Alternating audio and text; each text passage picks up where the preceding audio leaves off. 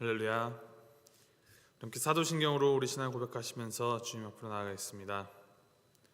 전능하사 천지를 만드신 하나님 아버지를 내가 믿사오며 그 외아들 우리 주 예수 그리스도를 믿사오니 이는 성령으로 잉태하사 동정녀 마리아에게 나시고 본디오 빌라도에게 고난을 받으사 십자가에 못 박혀 죽으시고 장사한 지 사흘 만에 죽은 자 가운데서 다시 살아나시며 하늘에 오르사 전능하신 하나님 우편에 앉아 계시다가 저리로서 산자와 죽은 자를 심판하러 오시리라. 성령을 믿사오며 거룩한 공회와 성도가 서로 교통하는 것과 죄를 사하여 주는 것과 몸이 다시 사는 것과 영원히 사는 것을 믿사옵나이다. 아멘. 찬송가 268장 함께 부르겠습니다. 268장 죄에서 자유를 얻게 하면 우리 함께 찬양하시겠습니다.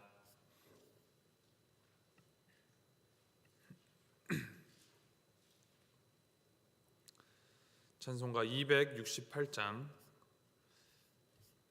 함께 찬양하시겠습니다. 죄에서 자유를 얻게 함은 보혈의 능력 주의 보혈 시험을 이기고 승리하니 참 놀라운 능력이로다. 주의 보혈 능력이 또다. 주의 피 믿으오. 주의 보혈 그 어린 양의 매우 귀중한 피로다. 육체의 정욕을 이길 힘은 보혈의 능력 주의 보혈 정결한 마음을 얻게 하니 참 놀라운 능력이로다. 주의 보혈 능력이 또다. 주의 피 믿으오. 주의 보혈 그 어린 양의 매우 귀중한 피로다. 눈보다 더 희게 밝히는 것 보혈의 능력 주의 보혈 부정한 모든 것 밝히시니 참 놀라운 능력이로다.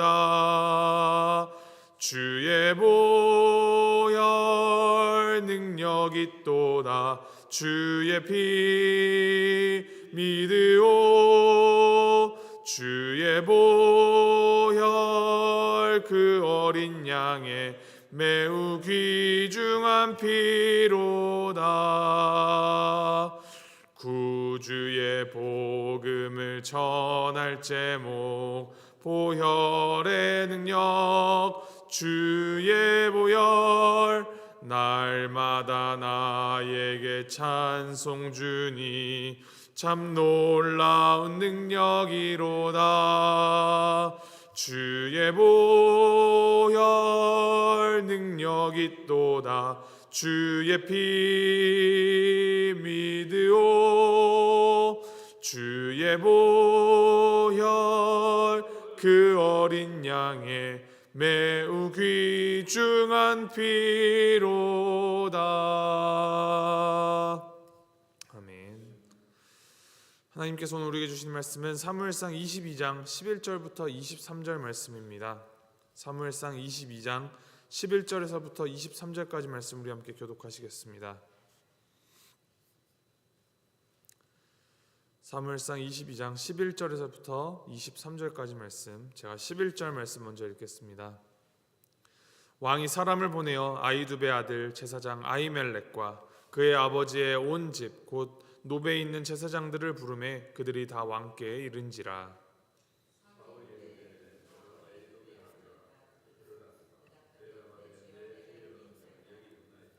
사울이 그에게 이르되 내가 어찌하여 이새의 아들과 공모하여 나를 대적하여 그에게 떡과 칼을 주고 그를 위하여 하나님께 물어서 그에게 오늘이라도 매복하였다가 나를 치게 하려 하였느냐 하니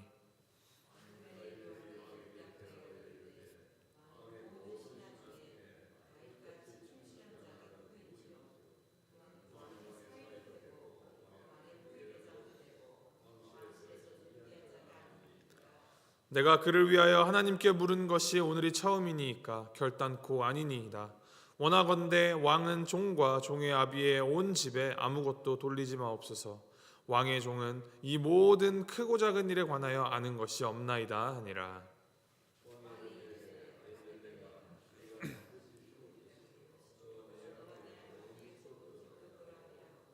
왕이 좌우의 호위병에게 이르되 돌아가서 여호와의 제사장들을 죽이라. 그들도 다윗과 합력하였고 또 그들이 다윗이 도망한 것을 알고도 내게 알리지 아니하였음이니라.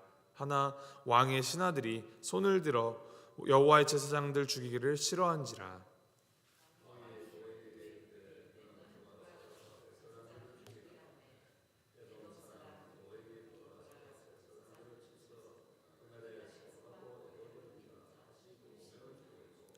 제사장들의 성읍 노베 남녀와 아이들과 젖 먹는 자들과 소와 나귀와 양을 칼로 쳤더라.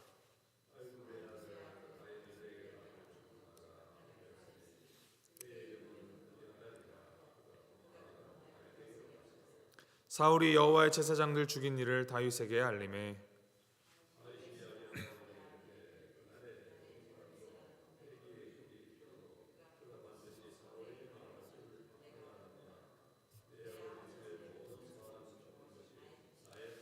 23절 함께 읽겠습니다. 두려워하지 말고 내게 있으라. 내 생명을 찾는 자가 내 생명도 찾는 자니 내가 나와 함께 있으면 안전하리라 하니라. 아멘. 다윗이 이제 사울로부터 도망다니고 있습니다. 비록 다윗은 도망자 신세였지만 사람들이 다윗을 더욱 찾아오고 또 모이고 있습니다. 이제 앞선 본문 말씀을 보면 다윗은 이 하나님 앞에 기도하면서 한 개인이 아니라 무리의 리더, 우두머리로서 하나씩 준비를 하며 때를 기다립니다. 반면에 사울은 이스라엘에서 가장 큰 힘을 가진 왕으로 여전히 왕좌에 앉아 있지만 수많은 신하들이 그냥 곁에 있을 뿐 그 누구도 그와 함께 마음을 함께하지 않습니다. 이제 딱 한 사람, 이방인이었던 에돔 사람 도액만이 사울에게 충성을 다하여서 다윗과 아히멜렉에 대하여 나서서 밀고를 하였습니다. 이 이야기를 들은 이 앞선 본문에서 기록된 다윗이 아히멜렉을 찾아왔다라는 그 소식을 들은 사울이 노베에 있는 제사장 아히멜렉과 노베에 있는 모든 제사장들을 다 불러서 왜 이새의 아들 다윗과 공모를 했는가 하며 그를 추궁합니다.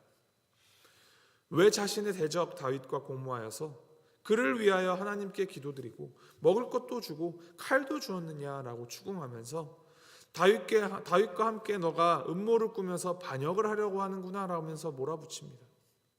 이에 대하여 아히멜렉이 14절 15절 말씀에 전혀 그렇지 않다라고 대답하며 말합니다. 14절 15절 제가 다시 한번 읽어드리면 아히멜렉이 왕에게 대답하여 이르되 왕의 모든 신하 중에 다윗같이 충실한 자가 누구인지요? 그는 왕의 사위도 되고 왕의 호위대장도 되고 왕실에서 존귀한 자가 아니나이까?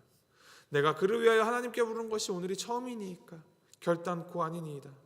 원하건대 왕은 종과 종의 아비의 온 집에 아무것도 돌리지 마옵소서. 왕의 종은 이 모든 크고 작은 일에 관하여 아는 것이 없나이다. 아히멜렉이 다윗은 사울 왕의 사위이자 충성된 신하 아닙니까? 라면서 언급을 합니다. 사실 그가 하고 있는 말이 굉장히 바른 말입니다. 한마디 잘못해도 그가 당장에 죽을 수 있는 그 상황에서 아히멜렉은 올바른 대답을 하고 있습니다. 다윗을 향한 이 사울의 적개심과 살이가 얼마나 잘못된 것인가를 그가 지적을 하고 있습니다. 또 한 걸음 나아가서 자신이 다윗을 위해 하나님의 뜻을 물으며 기도한 것이 어제 오늘의 일이 아니며 그것은 잘못된 일이 될 수 없다라는 점을 밝히고 있습니다. 그가 이스라엘의 가장 위대한 장군인데 그가 잘못되면 나라도 위험해지니 다윗을 위해서 기도하는 것이 잘못이 아니라는 얘기입니다. 그러니 자신과 자신의 이 제사장 가문의 죄를 전가하지 말아달라라고 간청을 합니다. 다윗에게 일상적인 그 영적 자문을 제공하면서 기도해 준 적은 있지만 어떠한 특정한 목적을 위하여서 사울을 죽이는 이 쿠데타를 일으키기 위해 다윗과 함께 음모를 꾸민 적은 전혀 없으며 그런 계획에 대해서 아는 바도 없고 다윗에게 그런 것을 전혀 들은 적도 없다라는 사실을 정직하게 말하고 있습니다. 이 말을 들은 사울이 어떻게 반응을 합니까? 17절에 기록합니다. 왕이 좌우의 호위병에게 이르되 돌아가서 여호와의 제사장들을 죽이라. 그들도 다윗과 합력하였고 또 그들이 다윗이 도망한 것을 알고도 내게 알리지 아니하였음이니라. 호위병들은 하나님의 사람들인 이 제사장들을 사울 왕의 명령을 받았지만, 죽이라는 명령을 받았지만 죽일 수가 없었습니다. 주저하였습니다. 왜냐? 하나님을 두려워했기 때문입니다. 그러나 이 이방인이었던 에돔 사람 도액은 하나님을 두려워하지 않았습니다. 또 그 명령을 내린 사울 역시도 하나님을 더 이상 두려워하지 않았죠. 결국 도액에게 제사장들을 다 죽이라고 명하고 도액은 그 사울의 명령을 시행합니다. 그리고 그날 85명의 세마포 에봇을 입은 제사장들이 이방인 도액의 손에 죽임을 당합니다. 그 중에 딱 한 사람, 아히멜렉의 아들 중에 하나인 아비아달만 다윗에게 도망하여서 목숨을 건졌다 합니다. 그리고 다윗은 그에게 이 모두 자신의 탓이라고 안타까워하며 함께 있자라고 그의 안전을 보장해 줍니다. 이제 사울이 통치하는 이스라엘 땅에 여호와의 제사장은 더 이상 존재하지 않습니다. 마지막 제사장 아비아달이 다윗에게 피신하여 함께 있게 되었기 때문입니다. 이제 사울 곁에 하나님의 뜻을 전할 자는 아무도 없게 된 것입니다. 오늘 말씀을 보면서 등장하는 이제 세 사람, 아히멜렉, 도액, 그리고 사울을 보면서 우리가 하나님께서 이 말씀을 통해서 주시는 교훈이 무엇인가 생각해 볼 수가 있습니다. 첫 번째가 아히멜렉. 그는 제사장으로서 사울의 추궁 앞에서도 다윗을 변호하였으나 죽임을 당하게 됩니다. 그 자신뿐만이 아니라 이 85명이라는 많은 숫자의 에봇을 입은 제사장이 다 죽임을 당하였습니다. 이들의 죽음이 그냥 이루어진 것이 아님을 우리가 유념해야 합니다. 이 제사장들을 지칭하고 소개할 때 말씀은 아히둡의 아들이라고 합니다. 이 아히둡은 이 엘리 제사장의 아들 비느하스가 언약궤를 메고 블레셋과의 전투에 나갔다가 죽었다라는 그 소식을 듣고 낳은 그 아들 이가봇의 형제입니다. 사무엘상 14장에 이 아히둡이라는 이름이 기록되어 있는데, 그러니까 족보를 따져보자면 비느하스의 아들이고 엘리의 손자인 것이죠. 하나님은 엘리의 집을 심판하시겠다라고 하시고 그 표징으로 홈리와 비느하스 그 두 아들을 한날에 죽을 것이라고 말씀하시고 그를 이루셨습니다. 그리고 그 후에 오늘 말씀에 이르러 다윗에게 협력했다라는 이유로 엘리의 후손 85명이 다 죽임을 당하고 아비아달 한 사람만 살아남게 된 것입니다. 그리고 훗날에 이 아비아달은 다윗이 나이가 많이 들어서 나중에 정권이 교체되는 시기에 이제 아도니아를 왕으로 세우려다가 제사장 직분에서 파면을 당합니다. 이에 대한 기록이 열왕기상 2장에 나오는데 여호와께서 실로에서 엘리의 집에 대하여 하신 말씀을 응하게 함이더라라고 기록을 합니다. 제사장 85명이 한날 다 죽게 된 것, 물론 사울의 이 폭정과 도에게 빗나간 충성심에 의하여 죽임을 당한 것이지만 이 역사를 통하여서 우리는 하나님은 그 말씀하신 것을 반드시 이루시는 분이시라는 것을 다시금 확인할 수 있습니다. 하나도 그냥 땅에 떨어지지 않고 그 말씀을 모두 다 이루시는 하나님, 이 하나님의 말씀을 우리는 더욱 붙잡아야 함을 보여주십니다. 두 번째 교훈은 이 도액이라는 신하를 반면교사로 삼아 우리가 얻을 수 있습니다. 말씀은 이제 도액에 대하여 언급을 할 때마다 에돔 사람 도액이다라고 말합니다. 즉 이방인인데 에돔이라는 이제 에돔 사람이었는데 귀화하여서 이스라엘에 흡수되어서 사울을 섬기는 신하로 있었던 것입니다. 그는 다윗과 아히멜렉이 조우한 그 모습을 사울에게 밀고 하였을 뿐만이 아니라 모든 제사장들을 다 죽이라는 그 명령에 다른 신하들이 주저하고 있었을 때 누구보다도 앞장서서 그 85명의 제사장들과 그들의 자녀들과 가축들까지 다 죽이는데 앞장섰던 사람입니다. 다른 신하들이 제사장 죽이기를 주저하였다라는 것은 제사장이 섬기는 여호와 하나님에 대한 경외와 두려움이 있었기 때문입니다. 그런데 그는 하나님에 대한 두려움이라고는 전혀 없이 내가 공을 세우면 성공할 수 있다라는 이 정치적인 계산 하나, 사울의 명령에 복종하여서 아히멜렉과 제사장들을 죽이면 내가 출세할 수 있다라는 이 생각 때문에 그 명령을 시행합니다. 그의 마음 가운데, 그 중심 가운데에는 나의 성공, 나의 출세, 나로만 가득 차서 칼을 휘둘러 죽음을 불러오는데 거리낌이 없었습니다. 참으로 아이러니하게도 도액이라는 이름의 뜻이 불안함, 소심함이라는 뜻입니다. 에돔 사람으로 이스라엘의 이방인으로 편입되어서 자신의 이 사회적 지위가 불안하기에 어떻게든 내가 출세하여서 안정을 얻고자 나의 평안을 내가 만들어 보고자 발버둥치는 자가 바로 이 에돔 사람 도액이었습니다. 오직 나로 가득 차 있었던 사람. 그 안에는 사랑이 없습니다. 공감도 없고 자비도 정직함도 없습니다. 거짓과 편향된 말로 다른 이들을 구스르고 마음을 사서 자기 마음대로 사람들을 몰아가고 수단과 방법을 가리지 않고 나의 평안을 만들어내려는 불안한 이의 모습. 그 불안함이 다른 이들의 평안과 목숨까지도 짓밟습니다. 이 얼마나 죄악된 모습입니까? 다윗이 이 사건, 도액에 대하여서 이것을 배경으로 쓴 시편이 바로 시편 52편입니다. 시편 52편에서 그는 간악하고 아부하길 잘하는 잔인하고 악한 악인으로 이 도액을 고발합니다. 포악한 자, 간사한 혀로 지칭하여서 하나님께서 영원히 너를 멸하실 것이다. 너를 붙잡아 내 장막에서 뽑아내며 살아있는 땅에서 내 뿌리를 빼시리로다 라고 노래합니다. 그리고 이 시편의 노랫말처럼 그 말씀을 반드시 이루시는 하나님은 이러한 악에 대하여 반드시 그 뿌리를 뽑아내실 것입니다. 마지막 인물이 사울입니다. 사울은 이스라엘의 왕으로 모든 것을 가지고 있고 모든 것 위에 군림하는 왕이었습니다.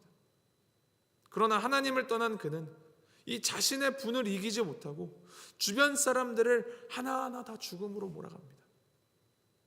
가장 높은 곳에 있으면서도 가장 큰 불안을 가지고 있으며 다른 이들에게도 다 가장 큰 불안거리가 되어가고 있습니다. 그렇게 된 가장 큰 이유가 무엇이겠습니까? 그가 하나님을 떠났기 때문에, 그가 하나님을 두려워하지 않았기 때문입니다.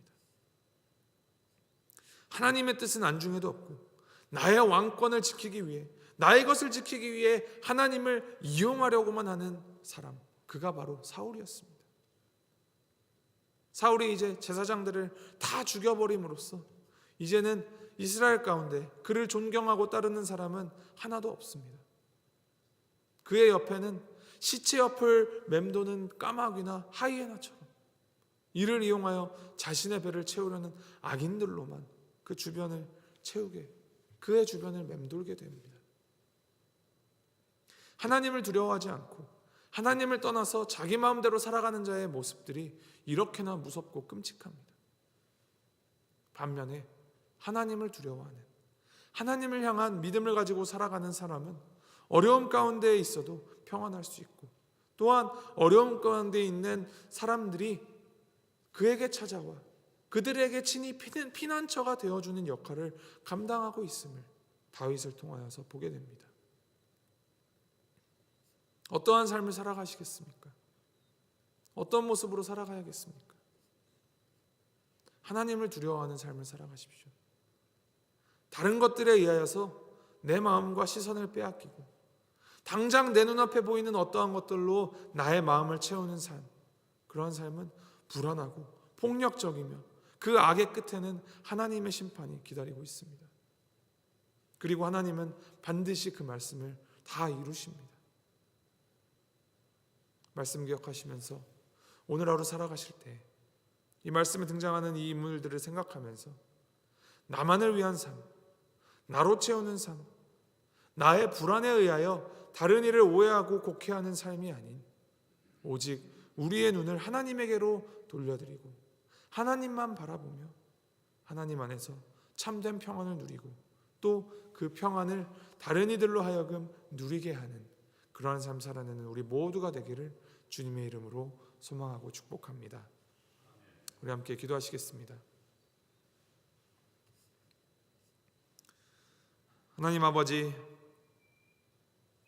다윗이 하나님만을 두려워하는 삶을 살았기 때문에 사람도 환경도 두려워하지 않았음을, 또 하나님만 두려워하는 그 믿음의 사람으로 살았기 때문에 다른 이들이 그를 통하여 위로와 평안을 얻었음을 우리가 말씀을 통해 보게 하시니 감사드립니다.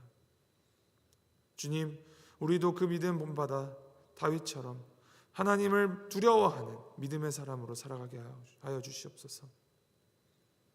나를 위한 삶이 아닌 하나님만을 위한 삶 살아가도록 주님 인도하여 주시옵소서.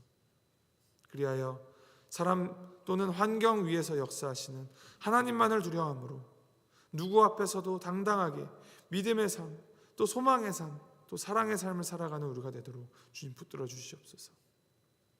나를 위하여 다른 이들을 억누르고 깎아내리고 죽이는 삶이 아니라 어려움 가운데 있는 자들에게 손 내밀어서 주님의 그 평안과 사랑을 전하며 참 진리를 알려주는 그러한 삶 살아가도록 주님 우리와 함께하여 주시옵소서. 어떠한 환경 속에서도 정직하고 바른 올바른 선택하며 살아가는 정결하고 순결한 주님의 제자로 살아가도록 주님 우리의 걸음걸음을 인도하여 주시옵소서. 감사드리며 이 모든 말씀 우리 주 예수 그리스도 이름으로 기도합니다. 아멘.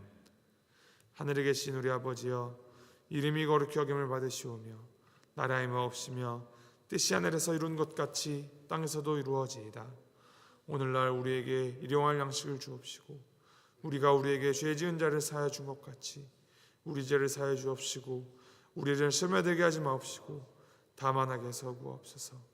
대개 나라와 권세와 영광이 아버지께 영원히 있사옵나이다. 아멘.